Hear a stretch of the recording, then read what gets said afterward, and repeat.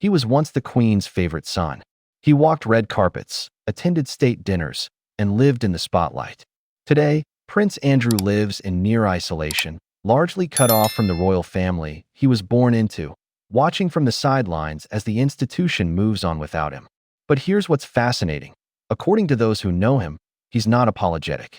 He's not humbled. He's still convinced he was treated unfairly. So what does life look like for a disgraced prince? What does he regret? And what can we learn from someone who lost almost everything, but still can't quite see where he went wrong? This is a story about consequences, self-awareness, and the price of never truly taking responsibility. Prince Andrew still lives at Royal Lodge, a 30-room mansion in Windsor Great Park. It's grand, historic, and by most people's standards, luxurious. But it's also become something of a gilded cage.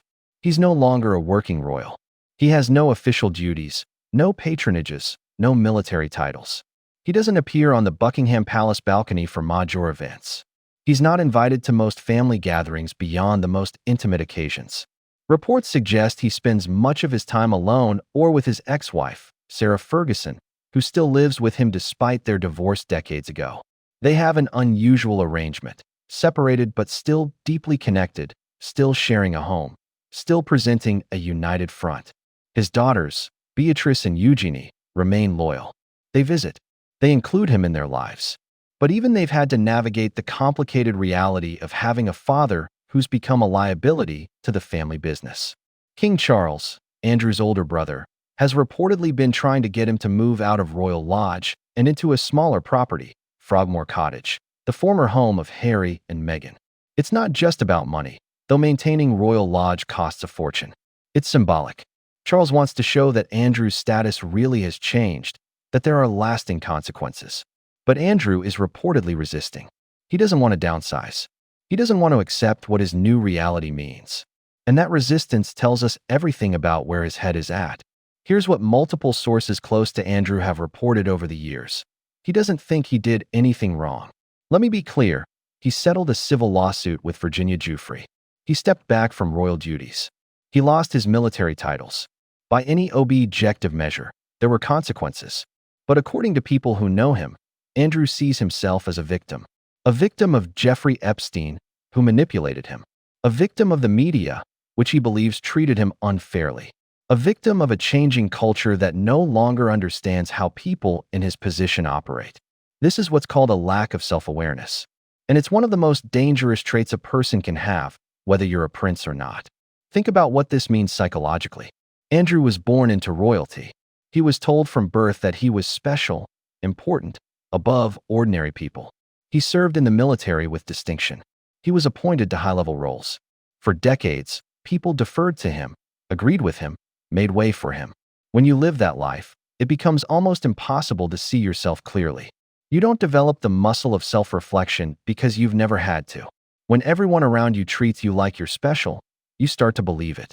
So when consequences finally came, Andrew couldn't process them. Instead of thinking, I made terrible choices and I need to take responsibility, he thought, this is happening to me unfairly.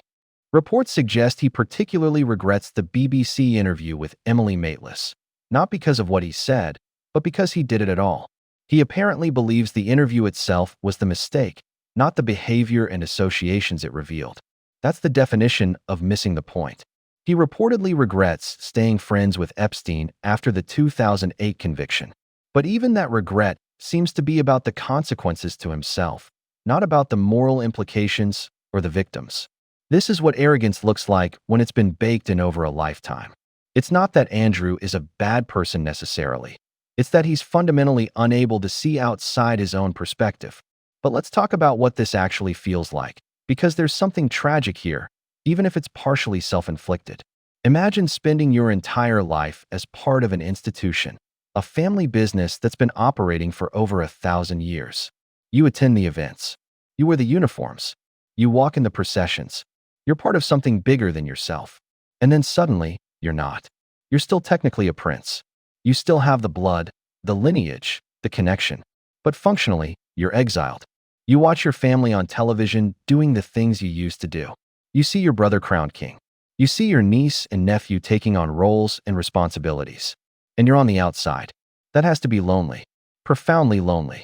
Sarah Ferguson has spoken about how difficult it's been for Andrew. She's described him as isolated, struggling with his mental health, unsure of his purpose. She's been his most consistent defender, arguing that he's been unfairly vilified. And look, there's something admirable about her loyalty. She could have completely distanced herself. Instead, she stood by someone whom most of the world has written off. But here's the complex truth.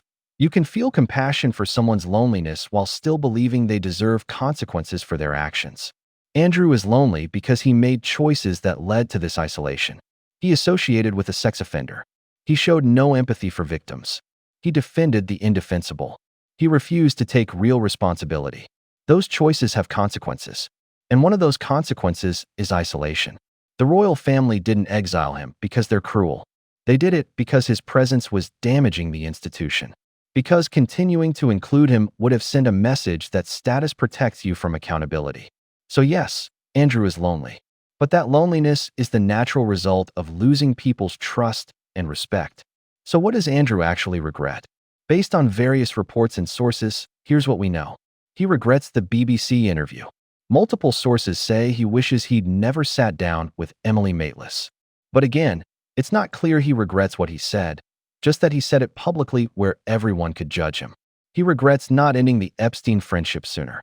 After Epstein's 2008 conviction, Andrew should have immediately cut ties. He didn't. That decision has haunted him. But the regret seems to be about the consequences to his reputation, not necessarily about the moral failure of associating with someone convicted of crimes against children. He regrets losing his military titles. Andrew served in the Falklands War. His military service was one of the things he was genuinely proud of. Losing those honorary titles, Colonel of the Grenadier Guards and others, was apparently devastating for him. These weren't just ceremonial. They were part of his identity. He regrets his current status. He misses being a working royal. He misses having a purpose, a role, a reason to get up in the morning. Life as a disgraced prince with no official duties is not what he envisioned for his later years. But here's what's conspicuously absent from these regrets: genuine remorse for the victims. There's no indication Andrew spends time thinking about the young women who were trafficked and abused by Epstein. No evidence he's deeply troubled by his role, however peripheral, in that network. Acknowledgement of his own poor judgment. He doesn't seem to have gone through a process of truly examining why he made the choices he made and how he could have done better. Humility about his privilege and its responsibilities. There's no sign he understands that being born a prince comes with obligations to behave better, not worse, than ordinary citizens. This is the difference between regret and remorse. Regret is, I wish this hadn't happened to me. Remorse is, I'm deeply sorry for what I did and the harm it caused. Andrew seems capable of regret. But remorse? That requires a level of self-awareness and empathy that, by all accounts, he still hasn't developed. Let's talk about why some people, Andrew included, find it nearly impossible to genuinely apologize. First, there's ego protection.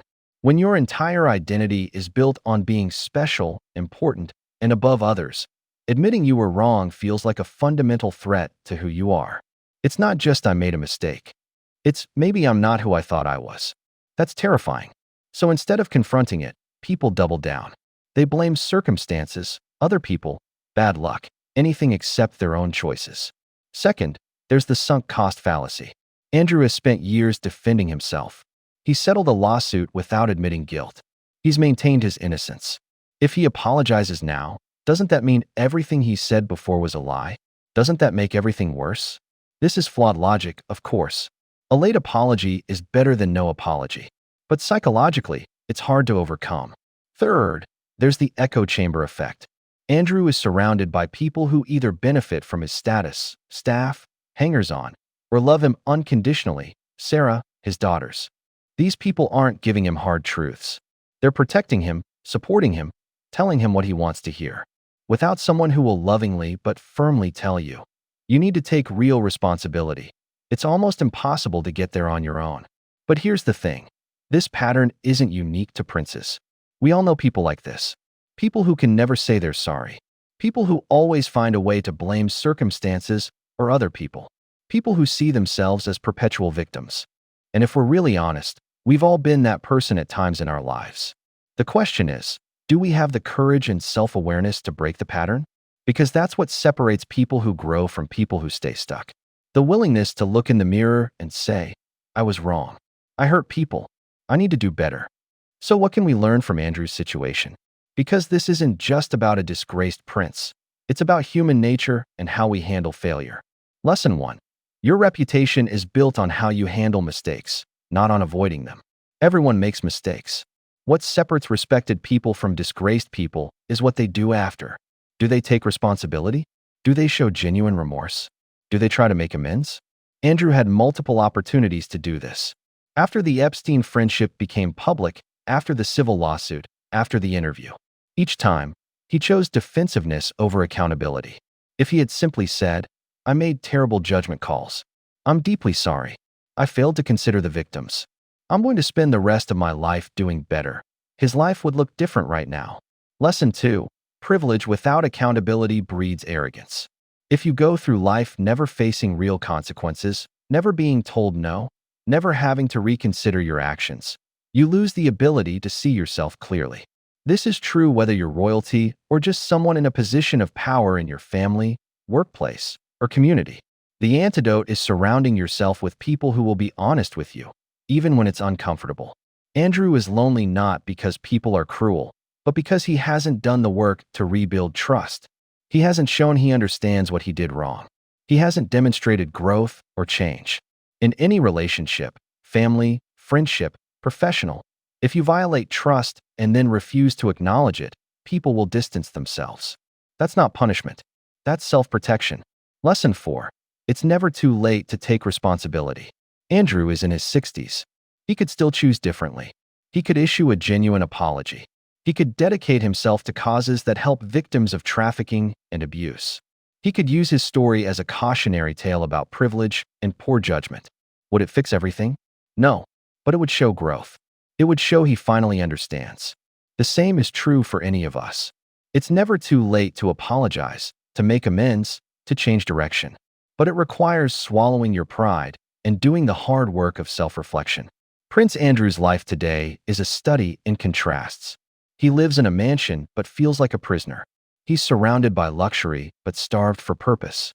He has a royal title but no royal role.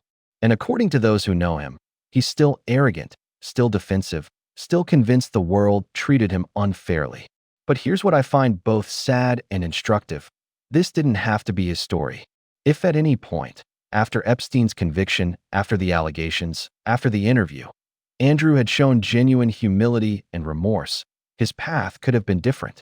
Not easy, not without consequences, but different. Instead, he chose pride over growth, defensiveness over accountability, regret over remorse. And now he sits in royal lodge, largely alone, watching the world move on without him.